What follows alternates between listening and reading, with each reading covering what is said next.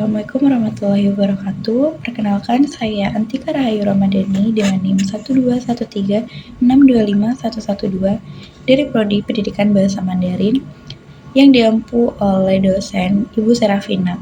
Di sini saya akan mempresentasikan proyek UAS dengan mata kuliah Landasan Pendidikan dan membahas subtopik pembahasan aliran pendidikan empirisme dengan studi kasus, langkah-langkah penerapan, dan penilaian pembelajaran berbasis pengalaman.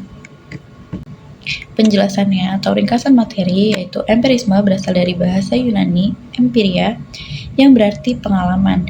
Aliran ini berpandangan bahwa perkembangan manusia sepenuhnya ditentukan oleh lingkungan, pendidikan, dan pengalaman luar, bukan bakat bawaan. Aliran ini sangat percaya diri atau optimis bahwa pendidikan sanggup membentuk manusia sesuai dengan tujuan yang diinginkan. Tidak ada anak yang bodoh dari lahir, yang ada hanyalah anak yang kurang mendapatkan stimulasi atau pengalaman yang tepat. Bagi penganut empirisme, anak adalah produk dari lingkungannya, yang berarti jika lingkungannya baik, maka hasilnya akan menjadi baik, tanpa memperdulikan siapa orang tuanya. Aliran pendidikan empirisme yaitu memiliki kekurangan dan kelebihan. Kelebihannya yaitu memberikan harapan besar bahwa setiap orang bisa sukses melalui usaha dan pendidikan, dan mendorong kemajuan sistem sekolah dari fasilitas belajar.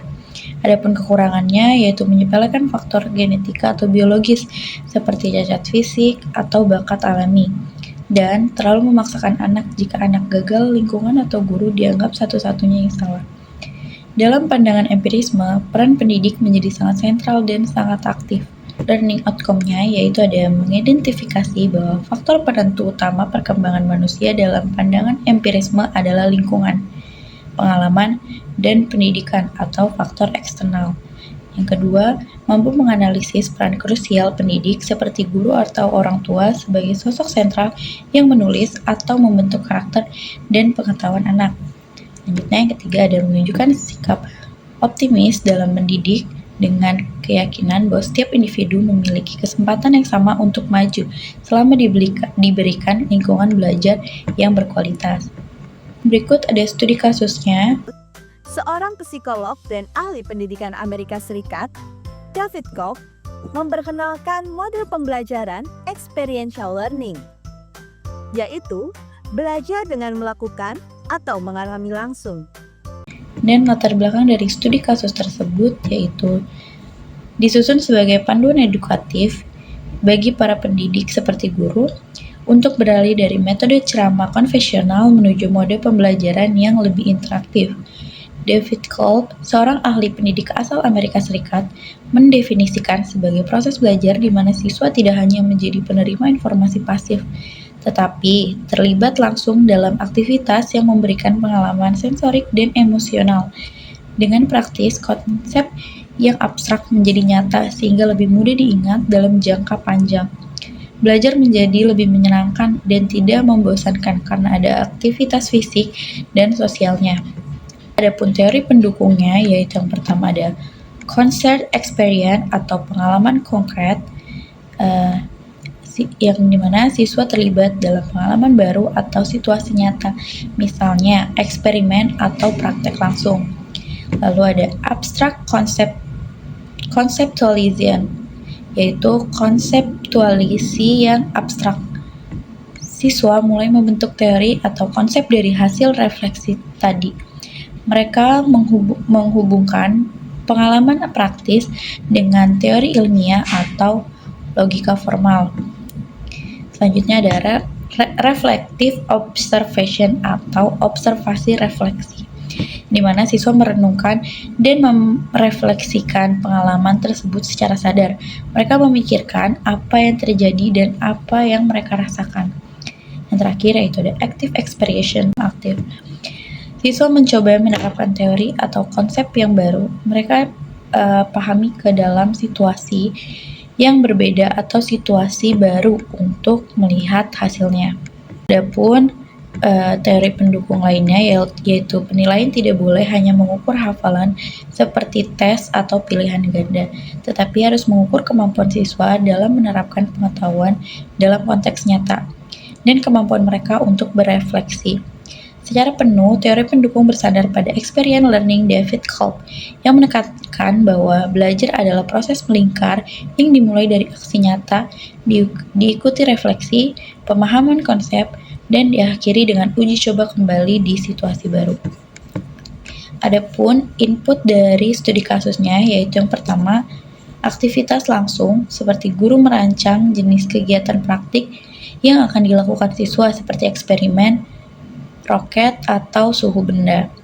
Yang kedua ada pemahaman konsep, guru menyiapkan teori atau materi dasar yang nantinya akan dibuktikan melalui praktik kelas.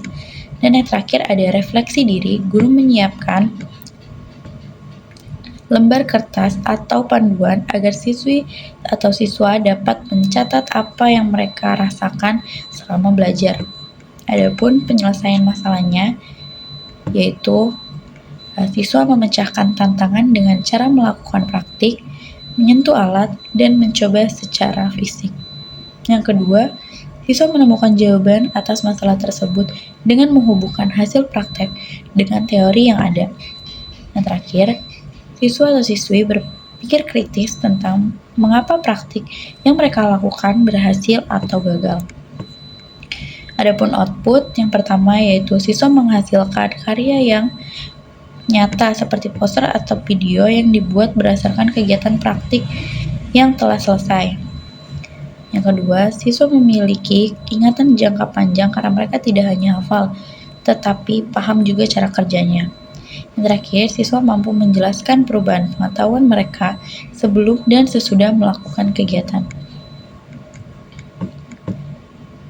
Adapun feedback yaitu guru menilai keterampilan siswa saat melakukan praktik dan cara mereka bekerja sama dalam kelompok.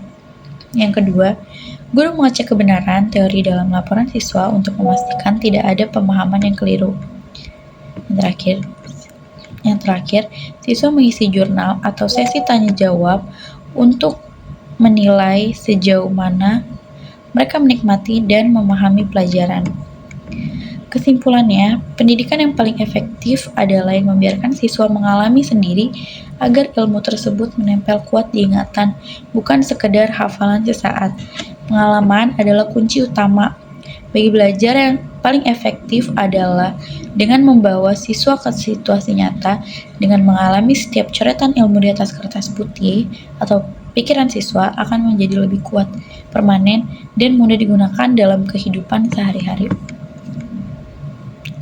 Itu dia presentasi proyek UAS mata kuliah landasan pendidikan dengan subtopik pembahasan aliran pendidikan empirisme yang membahas studi kasus langkah-langkah penerapan dan penilaian pembelajaran berbasis pengalaman. Sekian, terima kasih.